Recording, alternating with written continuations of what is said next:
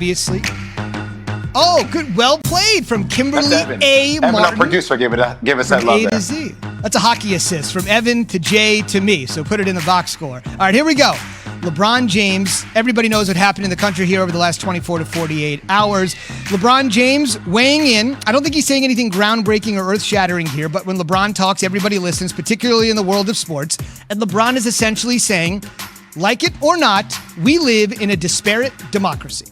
We live in two Americas. Prime example of that yesterday. And if you don't understand that or don't see that after seeing what you saw yesterday, then you really need to take a step back, not even just one step, maybe 4 or 5 or even 10 steps backwards, and ask yourself, how do you want your kids, or how do you want your grandkids, how do we want America to be viewed as? How do we want to live in this beautiful country? Because yesterday was not it. Sorry, Keith. I mean, he's speaking the truth, man. I mean, we talk about it. We keep talking about it. We ain't going nowhere, and he's just telling the truth. It's something that we continue to deal with, and hopefully we'll just, we'll get through it, man. That's all I can say. Hopefully we'll get there. Jay? 2 quick points. Number one, Jaylen Brown said this the other day. It's interesting that LeBron said it after Jaylen Brown, and Jaylen Brown said it differently, but the same thing. Didn't get as much attention. But as LeBron says, it's everywhere. And just go back to your point yesterday, Zubin. I mean, we stopped. We listened to LeBron James. The world kind of listens to LeBron James. So, it goes back to your point yesterday. The world does stop to listen to a subset of athletes. Indeed. We'll see what happens moving forward. I think we know there's a ton of progress to be made, but as Jay said, when LeBron talks, everybody listens, and he has been talking on every single issue, weighing in with the latest yesterday, and we had it for you here this morning. On the way, we want to hear from you. Back to the NFL. It's because of personal reasons he's not on the flight to Tennessee. The Nets will take on Memphis tonight. They're also missing Kevin Durant in coronavirus protocol. He'll be out the next 2 games. Apparently, the team got a text from Kyrie Irving on exactly what was going on with regards to personal reasons, just to tell him he wouldn't be there. His head coach apparently left off the group text. I haven't spoke to him yet. I can't really comment because I haven't spoke to him and it's personal reasons. So it'd have to come from Kyrie. And that, of course, is head coach Steve Nash. We'll dig into this a little bit later on this morning. Another piece of news from that actual game last night. I mentioned the Nets beat the Sixers. Philly's Seth Curry has tested positive for the coronavirus, according to Woj. As a result, the Sixers are staying overnight in New York. As I mentioned, they played Brooklyn, and they will commence contact tracing this morning. And the Mets, in a blockbuster deal, have acquired Francisco Lindor and Carlos Carrasco from the Indians. Gigantic deal. We will talk about it with Dave Rothenberg from our New York affiliate, 98.7. That's coming up in just about 90 minutes. They knew they were going to move Lindor, one of baseball's brightest young stars, and the first big move for Mets owner Steve Cohen, the boyhood Mets fan, who said openly he would spend considerably to improve the team. And SportsCenter is brought to you by Straight Talk Wireless.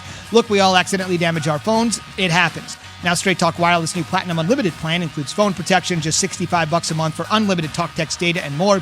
See Mobile Protect terms and conditions at Asurion.com/Straight Talk. Limitations and exclusions apply. As we get right back into the NFL, a reminder this morning, tune into Mike Greenberg's show, Greeny, which immediately follows our show, Keyshawn, J. Will, and Zubin. Today, Greeny talks to Brett Favre, knows a little something about the playoffs and that music.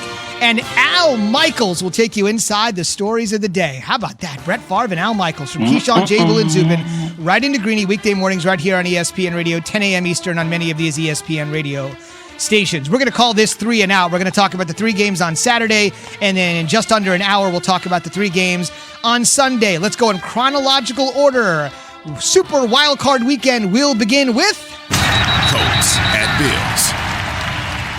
This is an interesting matchup. You got the Colts going to the Bills. They're coming out of the Dome, but Josh Allen is on fire with Stephon Diggs. They're doing a tremendous job at getting the football down the field. You can surely see the talent that Brandon Beam, the general manager, saw in Josh Allen when they selected him out of Wyoming. The interesting thing is you got the old head on the other side in Phillip Rivers in that defense. That defense is solid and sound with the Indianapolis Colts. One of the things that the Colts have to do in this football game in order to give them the chance to win is take away Stephon Diggs, make Josh Allen go to his second and third options, hold on to the football, and if he runs it, hit him and knock him down. Easier said than done, Key, and I still hold to this statement. I think the Bills are the one team that actually have the firepower to out-firepower the Kansas City Chiefs.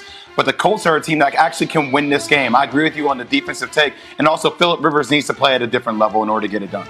To the NFC.